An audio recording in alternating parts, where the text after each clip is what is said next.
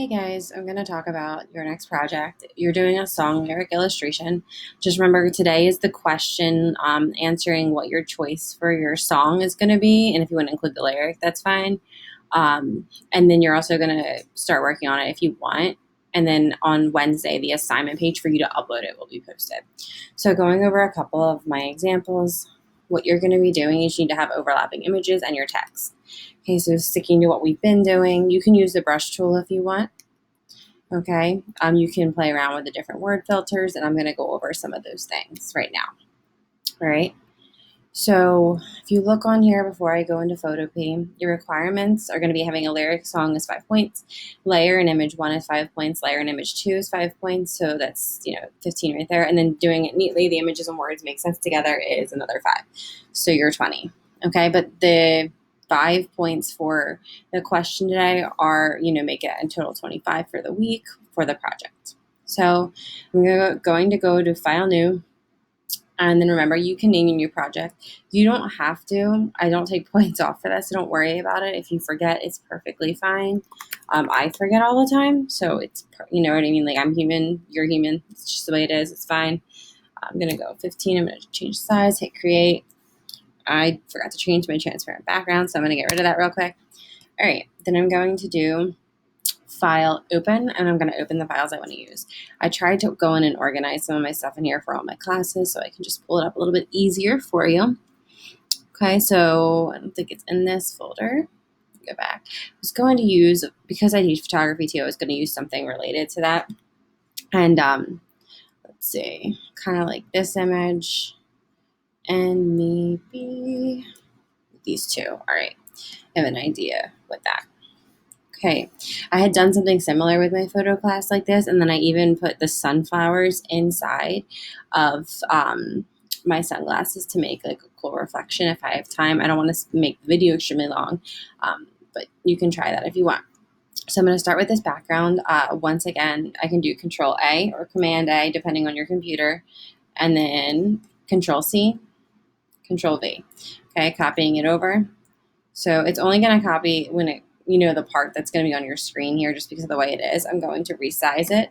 Remember, going to resize is going to be, and I always forget where it is myself, transform. Image size will be your actual image size. Okay, where did it go? Why can't I find it? This happens all the time, and I'm super tired, so this is probably not helping. Transform. There we go. So you can do a free transform, which is all Control T, and it'll give you the whole image. Okay, it was so hot the past couple days, so I didn't sleep very well, unfortunately. I'm gonna hit enter. My image isn't there fully, but you get the gist of it. Only because of the way I copied over and the fact that my sizes are different. Okay, so I'm gonna come back and do the same thing again, and I did the wrong tab. I always hit the tab button instead. I always forget that when I do the command codes. I gotta remember not to do that. So I'm gonna focus on just this section right here. I'm going to hit enter, and then I'm going to get my next image, and I'm actually going to just use this marquee tool, the rectangle select, and I'm going to select part of this. So I just want the clouds. I'm going to hit Control A, Control C since I already have my highlighted, and then Control V. Remember, you're going to use, if you need it, you're going to go to Edit and Transform or Free Transform if you need to resize. Now, some of your sizes may work out perfectly. You might not have to worry about that. Okay, so I'll use my arrow if I need to adjust anything. And then what I'm going to do is I'm going to play the blending tools. So do I want to darken it, multiply it? And you can change opacities too. And maybe, with playing around with this, I noticed that I don't like that my layer 2 is having some cutouts, and maybe I'd rather have layer 1. So like if I rearrange these, put this to normal, and this is what I always do when I'm trying to make art in this sense, is like I play around with it. I can hit multiply, linear burn, screen. I kind of like screen the way it gives like this kind of neat effect to it. But then I can also come in with a second layer in between. And so say I want to change the color and add like more of a tint to it. I can double click on my color down here, get the shade of teal, and I want it to be more blue. So we're going to play with that. And then you can use your gradient or your paint bucket, do that layer in between and see how it adjusts it. But the nice thing is you can change the opacity. So that kind of manipulates it more. Same thing with this to get a different feel to it. Okay, so that's something you can consider when doing this. Now, if you want to even erase things so that more of the cloud's coming through, you can always come in with the eraser tool here.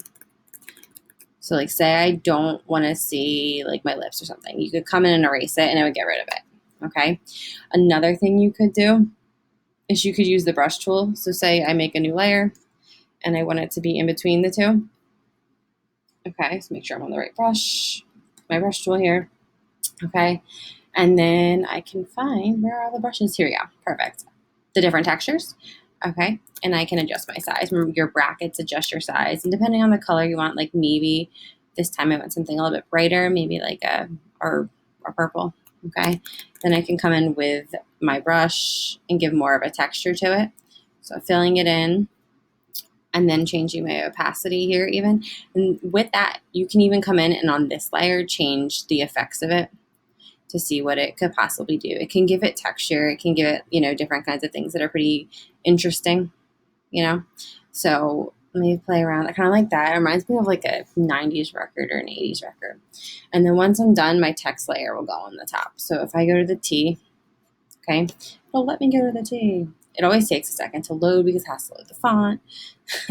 And then if I make a text box, my layer will come on the top. Okay, and it's still loading, so I'm not going to freak out. There we go, perfect. I can click on that. I can check my size. I'm going to put it to 100 right now. Okay, and I'm just going to type a word so you get the gist of it. I'm not going to go too crazy. So I have my word. If I don't like the font color, I can highlight it.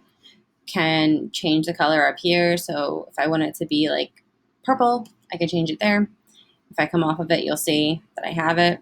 Then you can go to layer, style and blending options.